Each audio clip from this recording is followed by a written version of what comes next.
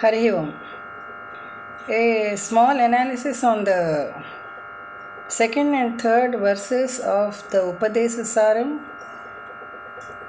by Bhagavan Sri Ramana Maharshi.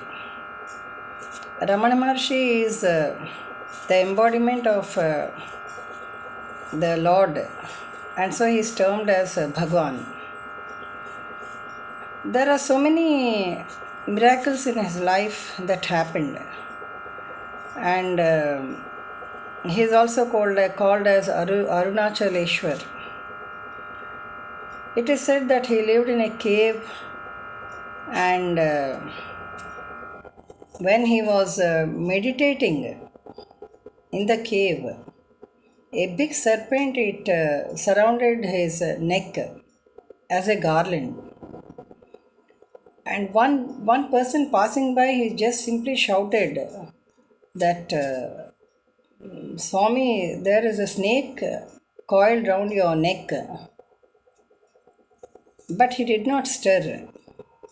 After some time, he just took out that snake, which turned into a flower garland. It is said like that. There are so many miracles like that in his life.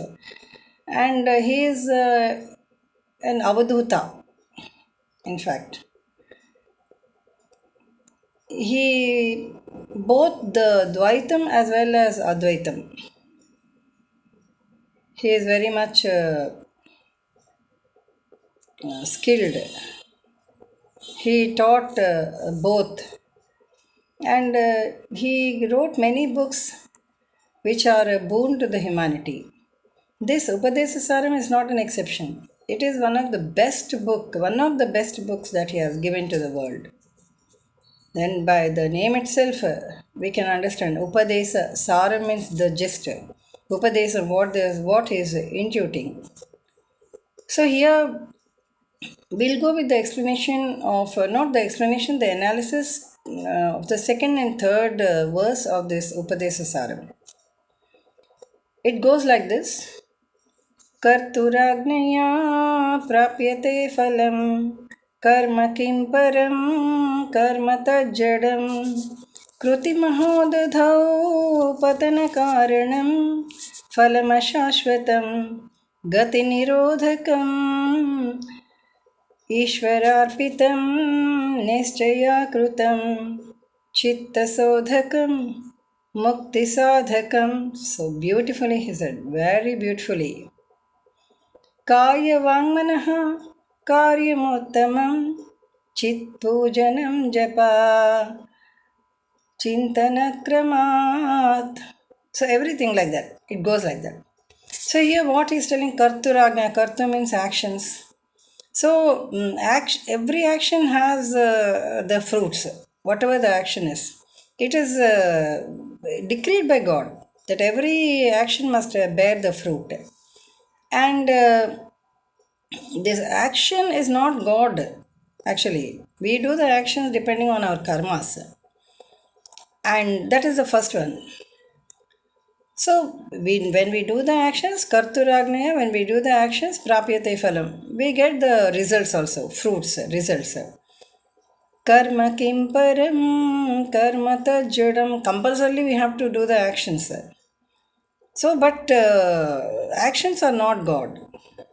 Actions we are performing depending on the karmas, depending on our thoughts, what we have in our mind. कृतिमहोदधौ पतनकारणं फलमशाश्वतं गतिनिरोधकम्. So actually the results of the actions what we get in our daily life. Every day we perform actions and every day we get the results, and every action has which gives the result, they all pass. They pass, they don't remain. And what remains is that again we will do actions, again we will get the results. So this is a continuous process. So the actions are impermanent and the results are impermanent. So these actions, they can never be worshipped. As in the English, what they say is work is worship. So work means actions. Work is nothing but actions. But the actions are not can never be divine. So, in every action, there is some sort of sin what we are doing, either hurting others or at the cost of somebody else, we are trying to reach our goals, or even when we walk, also, even when we breathe, we kill so many germs. And when we walk, unknowingly, we'll be stamping so many living beings that die under our feet. So here, how can we say that work is itself is worship? So work is not at all a worship. It is a wrong interruption actually. Wrong interruption. Work can never become worship. So that's why in the third verse, what he said, Ishwararpitam Neschaya Krutam Chittasodhakam Muktisadhakam Ishwararpitam Nischaya Krutam. So you offer everything. Compulsorily, you offer the actions to God. Then offer the results also to God. Then you be only a drashta. That's what he said. So chitta sodhakam. You just explore yourself. That chittam, whatever it is. You explore yourself. Mukti sadhakam. Then you get the salvation. How beautifully in that simple one stanza, so one verse he said, Ishwararpitam Nischaya Krutam Chitta Sodhakam Mukti Sadhakam. So here, now what he is telling is you offer everything at the lotus feet of the Lord. And just you do the actions, perform the actions, don't think about the results. Even though you get the results, offer the actions as well as the results at the holy feet of the Lord. And explore inwards. So why you are doing the actions? So what is the reason behind the actions? So with what we came into this world, with what we go out of this world. So this is what we have to explore. When we explore inwards, then we will know that nothing is permanent. Neither the actions are permanent nor the results are permanent. So why should we bother about all those things? Because God has decreed us to do the actions, we need to do. So we are not bothered about any other thing. So we'll just offer everything at His lotus feet. So that's what in the Bhagavad Gita also the Lord told. What he said? Sarva dharman parityajya mamekam sharanam raja aham tva sarva papebhyo mokshayishyami masucha. So in very simple way he said that whatever you do, not only dharmas means not only so religions, not he's telling not religions. Whatever actions you do, you just offer to me, surrender to me, and then you'll have nothing left with you. So that is die empty. So die empty. We need not carry anything. Once we offer everything at His lotus feet, He is there to look after. Why should we bother? We need not bother.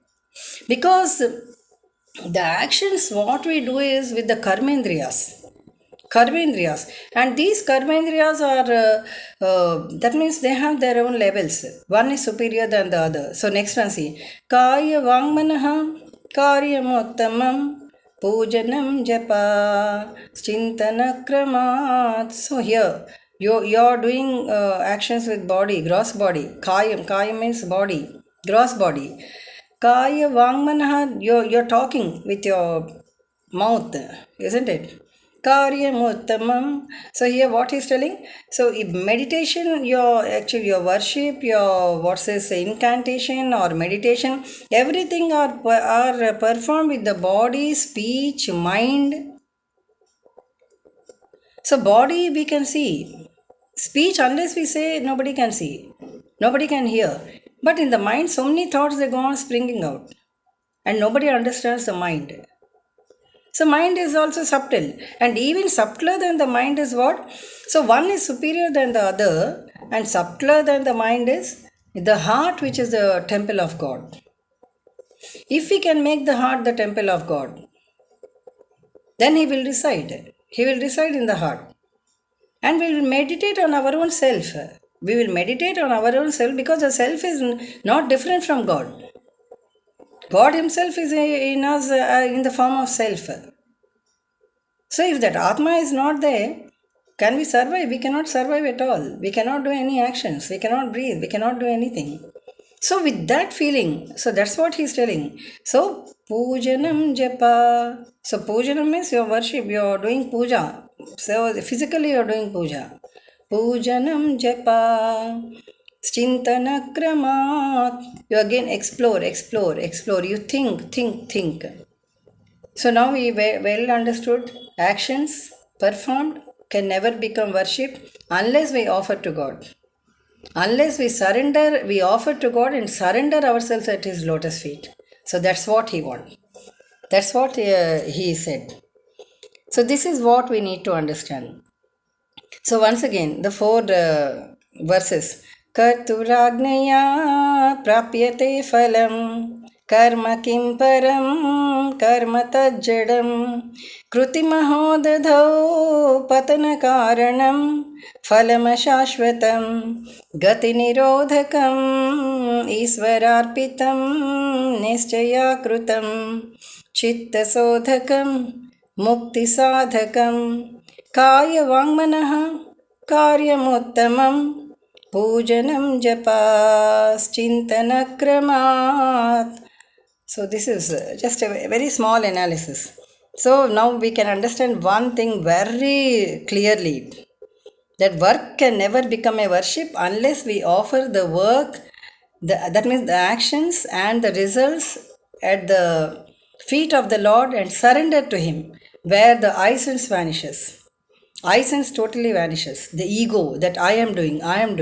So that will vanish once we surrender at His lotus feet. And He will look after everything. We came empty handed and we go empty handed. So that is what He's telling you, die empty. Why you want to carry all this? Why you want to think of the results and carry the results again to the next cycle of birth? It's very clearly said in a very simple way. Hari Om.